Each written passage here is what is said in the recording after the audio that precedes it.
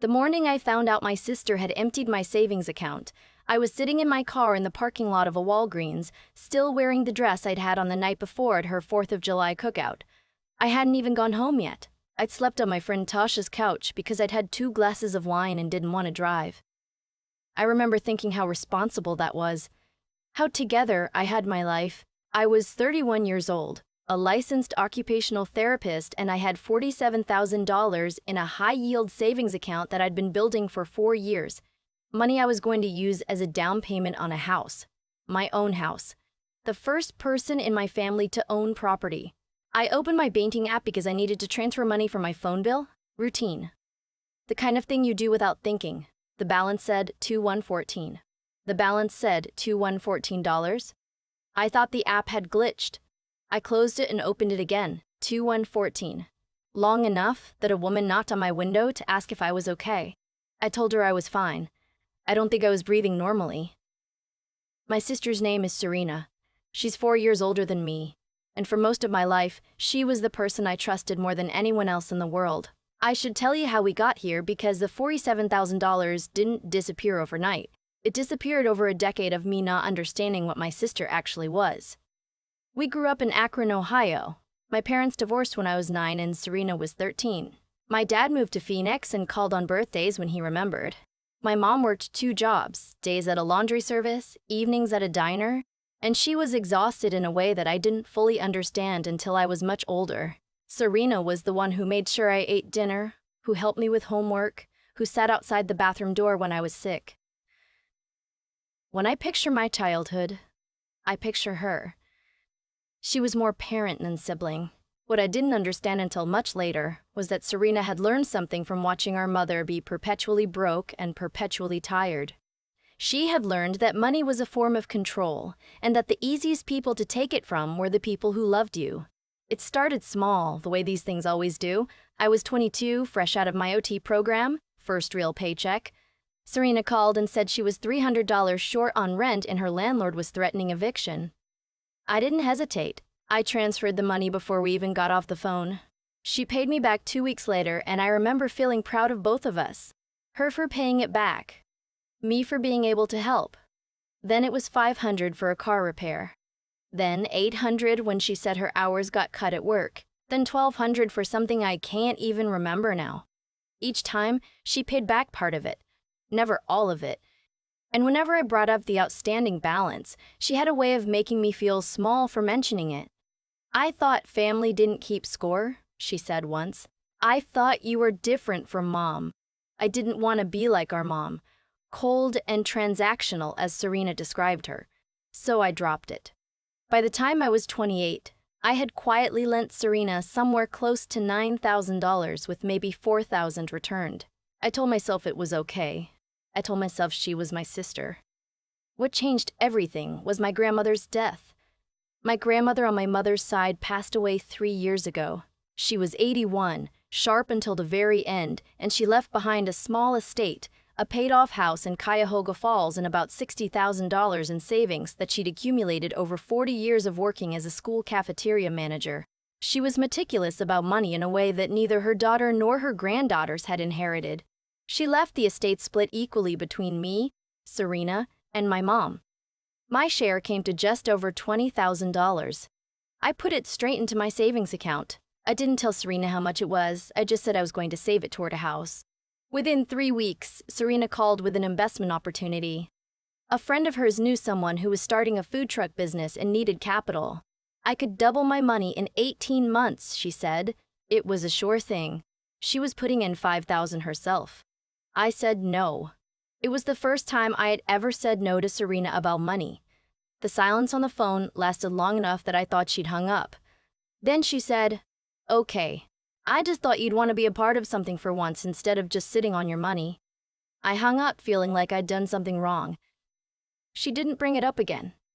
And over the next 2 years, things between us actually seemed better. She came to my birthday dinner. She texted more regularly. She started inviting me to things, her kids' soccer games, her neighborhood cookouts, family dinners at her house. Her husband, my brother-in-law, a guy named Perry who had always been polite but distant, started being warmer too. Made jokes. Learned how I took my coffee. Looking back, I understand what was happening. They were making a deposit, rebuilding the account of goodwill they were going to need to make a very large withdrawal. The 4th of July cookout was at Serena's house in Stowe. She had a nice house. Not extravagant, but nice. 3 bedrooms, a backyard with a deck she and Perry had built themselves. One of those inflatable pools for the kids. I remember arriving and thinking how normal it all felt. How good. My niece ran to hug me before I'd even closed my car door. My mom was there, sitting in a lawn chair with a paper plate of potato salad, looking more relaxed than I'd seen her in years. Serena hugged me for a long time when I got there. She smelled like sunscreen and charcoal smoke. Around 9 o'clock, Perry asked if I could help him look at something on his laptop. He said he was having trouble with online banking and kept getting a security error. He said he'd seen me fix his phone once and figured I was good with technology. I laughed. I'm not particularly good with technology. I just know how to Google things. But I sat down with him at the kitchen table. He opened his laptop. He said his bank's website was giving him an error that he couldn't get past. He typed in a URL. The page looked exactly like his bank's login page. What happened next took less than 4 minutes. He said the error appeared right after he put in his credentials. He showed me the screen. I leaned in to look at it. He said, "Can you try logging into your account to see if it's a browser issue or just mine?" And I did. I don't know why I did it. I have asked myself that question more times than I can count.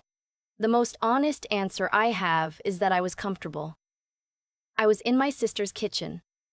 I had just eaten her food and hugged her kids, and I was 3 inches from my family, and none of my defenses were up. Perry was performing confusion so well that I wasn't thinking about anything except helping him. I typed in my username.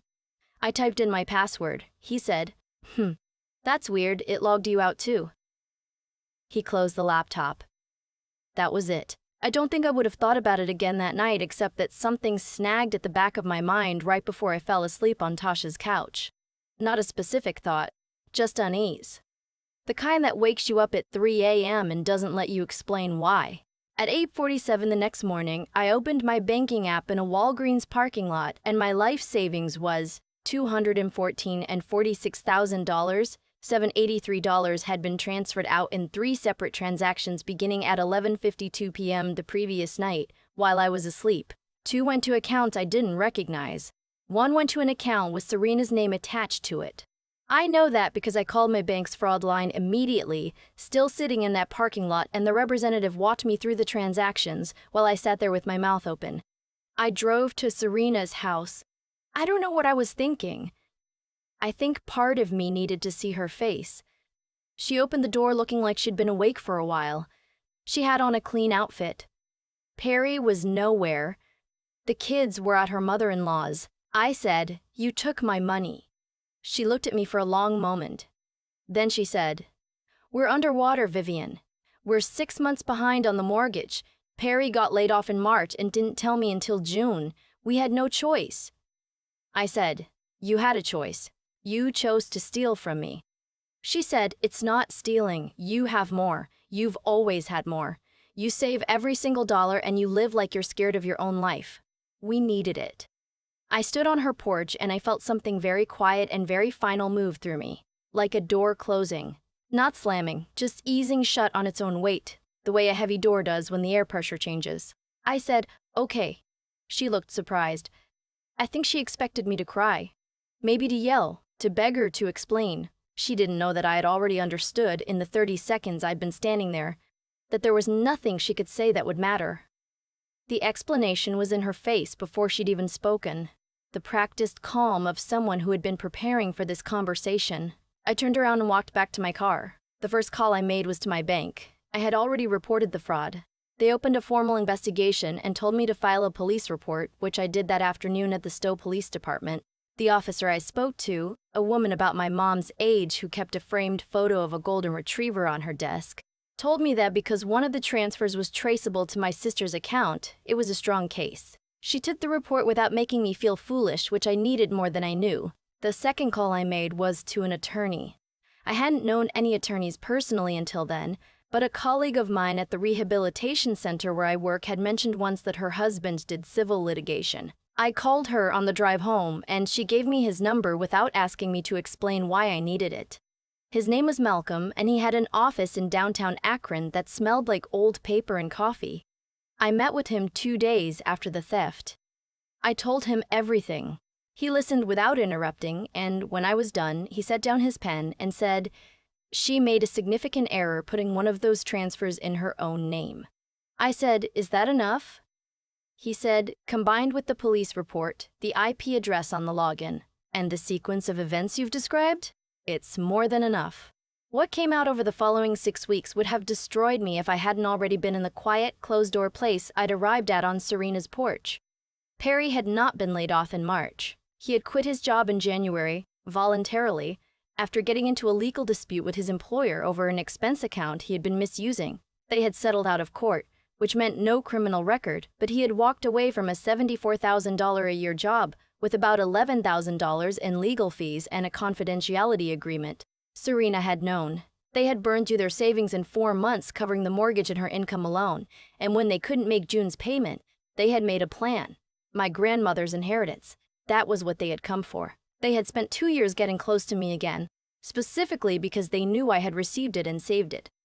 My attorney subpoenaed Perry's text messages as part of the civil discovery process. One of them, sent to Serena 3 weeks before the 4th of July, read, "If she uses the same email password, she'll probably use it for the bank login too. We just need her on the laptop for 10 seconds.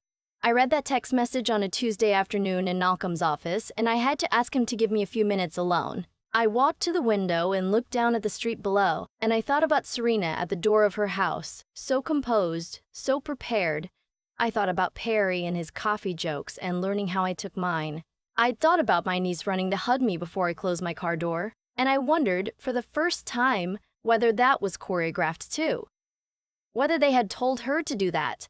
I decided I would never know the answer to that question, and I needed to stop looking for it. The civil case settled 8 months after the theft. I won't go into every detail, but the outcome was this: because the transfers were documented and traceable, and because Perry's text message established intent and premeditation, my bank completed their fraud reversal and I recovered all but approximately $2,000, which covered fees and incidentals. Serena and Perry were ordered to pay restitution. Both faced criminal charges. Serena pleaded to felony theft, Perry to computer fraud. Serena received 18 months of supervised probation. Perry received 30 days in county jail and 2 years of probation. A lot of people, when I've told this story, say that wasn't enough. I understand that. There are moments when I agree. But the criminal outcome wasn't what I had needed ultimately. What I had needed was to not be passive anymore, to not hand money to someone because the alternative was conflict, and I had been raised to believe conflict was worse than loss. I had gotten my money back.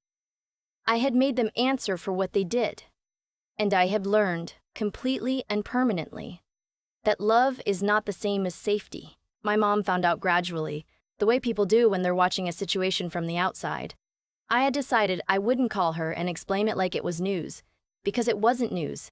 It was a conclusion she had been circling for years without letting herself land. She called me 6 weeks after I filed the police report and said, "I heard what happened." I waited. She said, "I always thought she would grow out of it." I didn't ask what it was. I already knew. She said, "I should have said something when she was taking from me too." We stayed on the phone for almost an hour. It was the most honest conversation we had ever had. I don't speak to Serena now. I haven't since the morning on her porch. She sent me 2 letters during the legal process, one to her attorney, which was part of their required communications, and one handwritten one that arrived in a plain envelope with no return address. I didn't open the second one. I put it in a folder in my filing cabinet. Someday I might open it and someday I might not.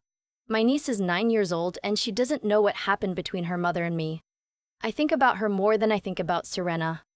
I hope she doesn't learn what she grew up watching. The house I was saving for, I bought it 8 months ago. It's a 3-bedroom on a quiet street in Cuyahoga Falls, 5 minutes from where my grandmother used to live. The previous owners had planted a hydrangea bush along the side fence that bloomed blue and white this past summer. I sat on my front porch and looked at it for a long time on the morning it bloomed. I am the first person in my family to own property. I want to say that the hardest thing was finding out my sister had stolen from me. But it wasn't. The hardest thing was accepting how long I had let her practice on me. The small asks, the guilt trips, the reframing that made me the unreasonable one for wanting to be repaid. The theft was the final move in a game that had been going on for almost a decade. She was very good at it, and I was very good at pretending I didn't know I was losing. The thing about people like Serena is that they don't think of themselves as predators. They have constructed an entire internal logic in which they are the ones who have less, who need more, who are owed something by the people around them. My sister genuinely believes she was entitled to my savings because she had decided, somewhere along the way, that I wasn't using my life the right way, that I was sitting on money while she was out here living. The fact that I was living too carefully, intentionally, working towards something real never entered her calculation. I wasn't living loudly enough for her to see it. I'm not telling you this so you'll feel sorry for me. I'm telling you because I know that some of you listening right now have a version of Serena in your life. Someone who knows exactly where your softness is and has learned to press on it with precision. Someone who makes you feel like setting a limit is the same as being cold. Someone who has spent years borrowing against your love. You are allowed to stop paying that debt. You are allowed to close that door, not with drama, not with a confrontation that gives them more to work with, just quietly, the way a heavy door does, on its own weight. My grandmother spent 40 years setting aside a little at a time in a bank account that no one else had access to, and she left it to the people she loved. I think about that a lot. About the discipline and the privacy of it, the way she understood, without making it a whole thing, that what you build belongs to you. I bought hydrangeas for the side fence. I have 3 more to plant in the spring. I'm keeping receipts this time. I've had a lot of time to think about cause and effect since everything happened. Not in a dramatic way, not sitting up at night replaying it frame by frame anymore. More like the way you eventually understand a math problem you got wrong on a test years ago. You see where the error was. You see how everything downstream followed from it. The error wasn't trusting Serena with my presence at our cookout. The error wasn't sitting down at Perry's laptop. Those were just the mechanics of what happened. The real error was something I had been making for almost a decade before that night. The decision, repeated over and over, to treat conflict as more dangerous than loss. Every time Serena borrowed money and I didn't ask for it back, I wasn't being generous. I was paying a toll to avoid a harder conversation, and every time I paid that toll, I confirmed for her that the road would stay open. That's how it works with people who take from the ones who love them. It's not that they wake up one day and decide to become predators. It's that they learn incrementally what the cost of crossing you actually is. And if the cost keeps coming back as silence and forgiveness and another chance, they adjust their calculations accordingly. Serena didn't steal $47,000 from me in one decision. She stole it across 10 years of smaller decisions that I kept letting slide. What I learned, and this is the part I want to hold on to, the part I actually earned, is that real integrity isn't just about how you treat other people. It's about how you treat yourself. I spent years believing that setting a limit with my sister meant I was hard or cold or selfish. I had confused self-protection with selfishness for so long that I couldn't tell the difference anymore. Serena helped me understand the difference in the most expensive way possible. The resilience part came after. Not during the legal process. During that I was mostly just functional, moving through steps because the steps existed and I needed to move. The actual resilience was quieter. It was buying my house anyway. It was planting hydrangeas. It was calling my mom back and staying on the phone for an hour and letting that conversation be what it was. 2 people finally saying the honest thing instead of the comfortable one. I think about Vivienne 6 years ago, 25 years old, transferring $300 to her sister without a second's hesitation, feeling proud of both of them. I don't have contempt for that version of myself. She was loyal. She just hadn't learned yet that loyalty without discernment isn't a virtue. It's a vulnerability. You can love people clearly. You can see them for exactly what they are and still wish them no harm. What you cannot do if you want to build anything real is keep subsidizing the people who are quietly dismantling it. Serena made her choices. Those choices had consequences for her credit, her marriage, her record, her home. I didn't make those consequences happen out of anger. I just stopped absorbing them on her behalf. The hydrangeas bloomed blue and white this past summer. I sat on my porch and looked at them for a long time. Some things, once you stop paying for them, finally have room to grow.